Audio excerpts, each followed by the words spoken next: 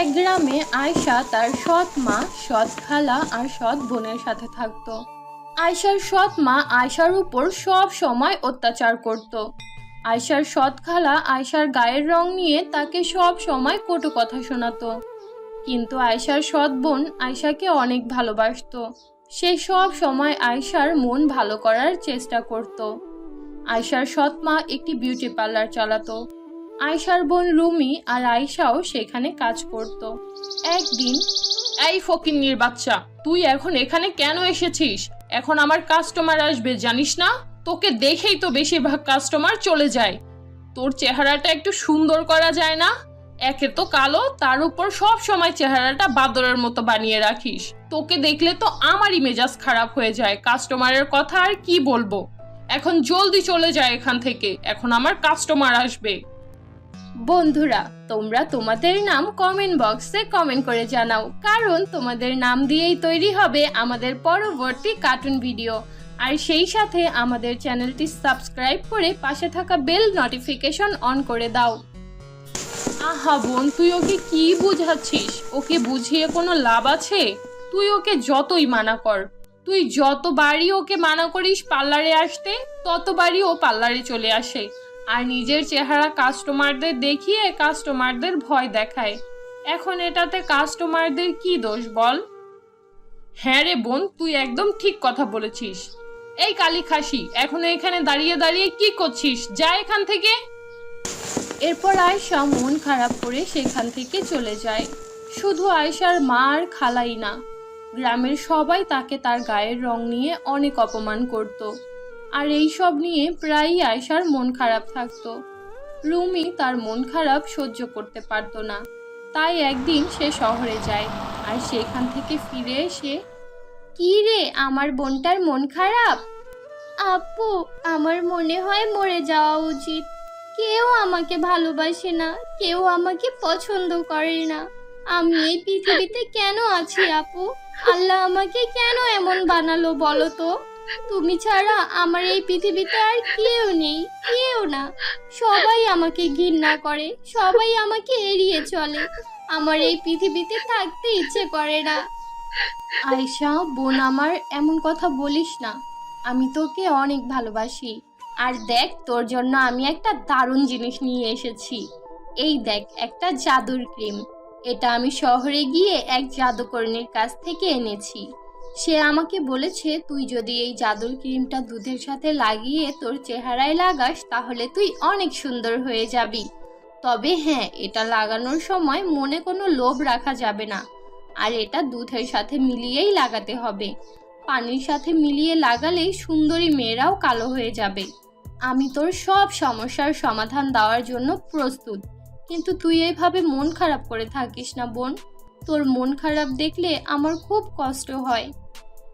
এরপর আয়শা তার বোনের কথা মতো ক্রিমটা দুধের সাথে মিলিয়ে মুখে, হাতে ও পায়ে লাগায়। ক্রিমটা লাগানোর পর আয়শা অনেক সুন্দর হয়ে যায়।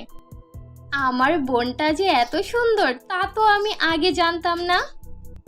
ওফ আপু, তুমিও না? তোমাকে অনেক ধন্যবাদ। তুমি এত ভালো কেন বলো তো? হয়েছে হয়েছে, এখন এই ক্রিমটা উঠিয়ে রাখ। আর এখন থেকে প্রতি সপ্তাহে এই ক্রিমটা একবার করে লাগাবি। আর এই কথা যেন মা ভুলেও জানতে না পারে, তা না হলে সে আবার চিৎকার চেঁচামেচি করবে। আয়শার সৎ মা দরজার সামনে দাঁড়িয়ে এই সব কথা শুনে ফেলে। দুইজনের মধ্যে ভালোই ভালোবাসা বেড়েছে। ইচ্ছে তো করে ওই কালীটাকে আমি খুন করে ফেলি, কিন্তু ওকে খুন করলে তো ওর মায়ের রেখে যাওয়া কোনো সম্পত্তি আমি পাবো না, সব হাতছাড়া হয়ে যাবে। তবুও ইচ্ছে করে ওকে খুন করে ফেলি। আর 2 মাস পর ওর 18 বছর হবে, তখন ওর সকল সম্পত্তি আমি নিজের নামে লিখিয়ে নিয়ে ওকে মেরে ফেলবো। আরে এত তাড়াহুড়া কিসের? খুন করলে তো জেলে যেতে হবে। তবে একটা কাজ করতে পারিস, এই বাড়ি থেকে ওকে বের করে দিতে পারিস। তুই যদি ওকে এই বাড়ি থেকে বের করে দিস তাহলে ও আর কোনোদিন জায়গা সম্পত্তির আশায় এখানে এসে দাঁড়াতে পারবে না। আর রুমি যদি একবার ওকে মারধর করে বের করে দেয় তাহলে নিশ্চয়ই ও আর কোনোদিন এই বাড়িতে পা রাখবে না। তুই এমন কিছু কর যেন রুমির ওর প্রতি বিশ্বাস নষ্ট হয়ে যায় আর রুমি ওকে বাড়ি থেকে বের করে দেয়, তাহলেই সব সমস্যার সমাধান হয়ে যাবে। আর যদি তা না হয় তাহলে 2 মাস পর ওকে খুন করে ফেলিস। আয়শার সৎ মা তার বোনের কথা মেনে নেয়। এইভাবে বেশ কিছুদিন চলে যায়। একদিন রুমিকে দেখার জন্য পাত্রপক্ষ তাদের বাড়িতে আসতে থাকে। এই ক্রিমটা রেখে যাই, আজকে তো আপুকে দেখতে আসবে, এই ক্রিমটা আপুকে লাগিয়ে দেব। আপু তো এমনিতেই সুন্দর, এই ক্রিমটা লাগালে আপু তো আরো বেশি সুন্দর হয়ে যাবে। এরপর আয়শা ওই ক্রিমটা খাটের উপর রেখে গোসল করতে যায়। এমন সময় সেখানে আয়শার সৎ মা চলে আসে আর ওই ক্রিমটার সাথে পানি মিশিয়ে দেয়। এরপর আয়শা গোসল করে বের হয়। এরপর আয়শা ওই ক্রিমটা নিয়ে তার বোনের কাছে যায়। আপু, তুমি ওই ছেলেটাকে পছন্দ করো তাই না? আমি জানি ওই ছেলেটার ছবি দেখার পরেই তুমি ওই ছেলেটার প্রেমে পড়ে গিয়েছো। এই নাও, এই ক্রিমটা লাগিয়ে নাও, তুমি তো এমনিতেই সুন্দর, এই ক্রিমটা লাগানোর পর তুমি তো একেবারে পরী হয়ে যাবে। যাহ পাগলি, কি যে বলিস না। এরপর রুমি ওই ক্রিমটা লাগায় আর ওই ক্রিমটা লাগানোর সাথে সাথে রুমি অনেক কালো হয়ে যায়, তার চেহারা একদম ঝলসে যায়। আয়শা, আয়শা, তুই এটা কি করলি? কি করলি তুই এটা? আমি তোকে সব সময় ভালো রাখার চেষ্টা করেছি, তোকে এত ভালোবেসেছি, আর তুই আজকে এর এই প্রতিদান দিলি? দূর হয়ে যা আমার চোখের সামনে থেকে, আমি তোকে আর 1 সেকেন্ডও সহ্য করতে পারছি না। দূর হয়ে যা আমার চোখের সামনে থেকে। মা ঠিকই বলতো, পর কখনো আপন হয় না, কখনো না। দূর হয়ে যা আমার বাড়ি থেকে, এক্ষুনি বের হয়ে যা, বের হয়ে যা বলছি। এই কথা বলে রুমি আয়শার হাত ধরে টানতে টানতে তাকে বাড়ি থেকে বের করে দেয়। আপু, তুমি কিভাবে আমাকে এতটা অবিশ্বাস করতে পারো? তোমার কি মনে হয় আমি তোমার সাথে এই কাজ করতে পারি?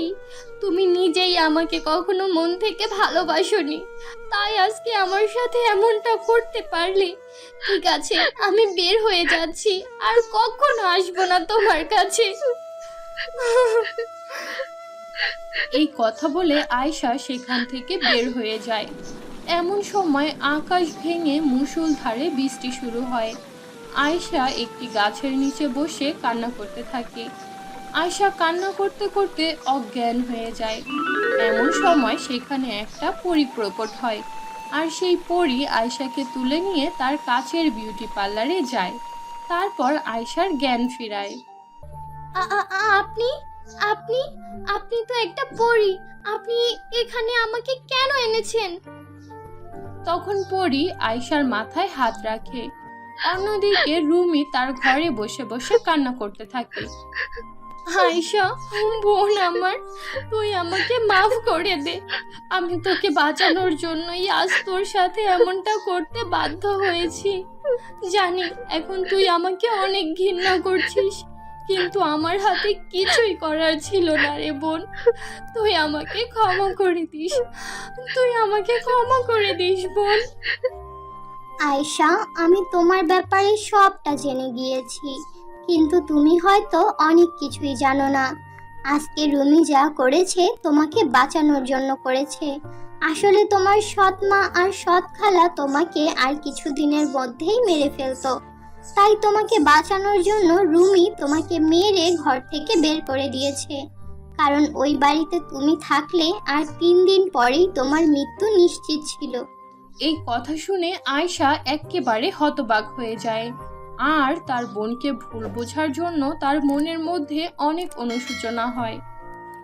পরি, পরি, আমার বোন আমাকে এত ভালোবাসতো, আর আমি কিনা আমার বোনকে এতটা ভুল বুঝেছি।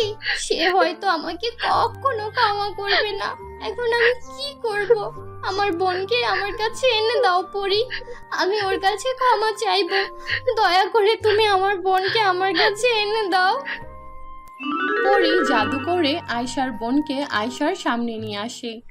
এরপর আয়শা তার বোনের কাছে ক্ষমা চায়। আর সে বলে সে পরীর কাছ থেকে সবটা জানতে পেরেছে।